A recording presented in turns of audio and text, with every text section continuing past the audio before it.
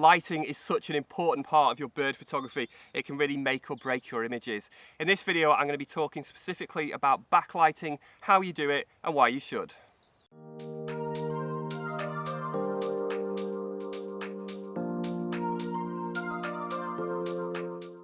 This video is part 2 of this 3-part mini-series all about lighting. In the first video we were talking about frontal lighting, where the sun is behind you coming onto the subject. Today we're talking about backlighting, and that is where you are basically shooting towards the sun. So the light is coming from behind the subject. So if the sun was where you are now, I'd be here shooting towards you, and the light will come from behind the bird and illuminate it in that way. So what are the benefits of backlighting? Well, really it's just a different type of lighting. It's a completely different type of lighting. But it's very different to having the sun behind you, as we talked about in the first video. So when you're shooting into the light, it's going to give a very different effect. The sun's going to be coming from behind the subject. That can lead to a really nice rim effect. We can call it rim lighting as well. That can be interesting if the bird's got a distinctive outline.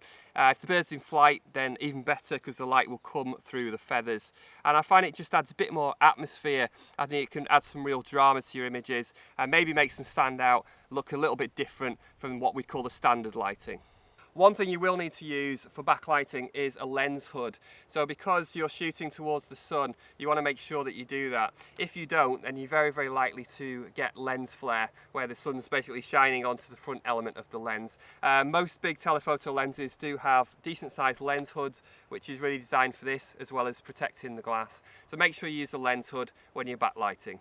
For backlighting, you do need some kind of directional sunlight, but I think it's best if you try and shoot an hour and a half after sunrise to an hour and a half before sunset. At this point, the sun is lower in the sky. You're getting better quality of light, more of that golden quality to it. And also, because the sun is lower, you're going to get a bit less contrast. So if you try this in the middle of the day, you do get such a massive amount of contrast. If you do it when the sun's lower, with a lower contrast, then you can still get detail in the shadow areas of the bird, and you get a much more evenly lit image.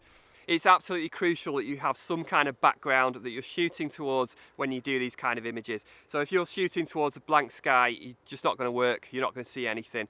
The darker the background, the better, but it doesn't have to be completely dark. Sometimes you can get a reasonable effect with a fairly light background, but I suggest you try and go for a dark background if you're in a situation that allows you to do that. And if you can make a really, really dark background, almost completely black, you can get a really interesting, very dramatic image. There are some species of bird that lend themselves better to backlighting, and those are any species that have light or even white plumage. So you can do this with darker subjects, it will work, but I find the best subjects are the ones with very light feathers, so swans, gannets, barn owls for example, and flight shots in particular are fantastic for backlighting, because with the wing spread and the tail out, you just got all those feathers on show, and each individual feather can be lit from behind. If you want to know more about specifically how to expose in these conditions, then if you click the link here, this video is going to tell you all about how to expose when backlighting. One thing I've noticed over the years as well is it's not just the feathers that work for backlighting, even the beaks and the legs on birds, because they have some translucent quality, they can also work for backlighting. In this example here of a redshank taken in Iceland, it's a very subtle example, very soft backlighting, photographing towards the light, and you can see the light is just coming through the legs and the beak, that lovely red colour, and it just adds a bit of a glow. One of the things I personally love about backlighting is when you bring the habitat into the shot as well. So it's not just the bird that will look good backlit, the surrounding habitat can often look good too and can really enhance your image, and it's something that probably wouldn't work with frontal lighting, or not as well. So in this example of a reed bunting taken on a local nature reserve, this morning I was specifically going out for backlit shots. So the bird's singing here on a branch, and I really liked the way that the light was coming through to illuminate those leaves. So I was very happy to include more of this in the shot, a bit more of the habitat backlit. And when we're talking about habitat, one of the best things you can have in your image for backlighting is water. The reason for that is simply that if the bird does anything on the water, any kind of movement, you're potentially going to get water droplets. So if the bird starts to drink or bathe, splash around, then as well as the bird being backlit and the feathers, you're also going to get backlit water droplets in there, which again is going to add more drama to your image.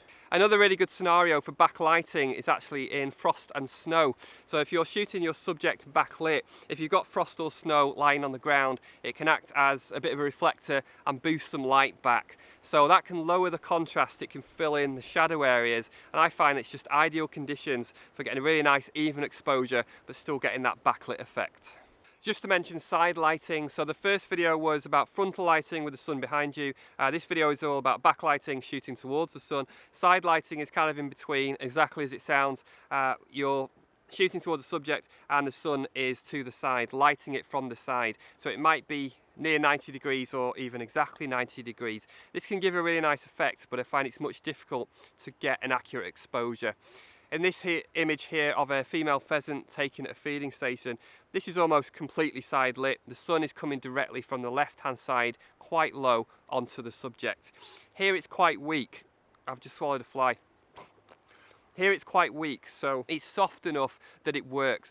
The difficulty with side lighting is if the sun is too strong, then it can cause real problems with too much contrast and a difficult exposure. So if you're going to try side lighting, my advice is to try and use the sun when it's relatively soft.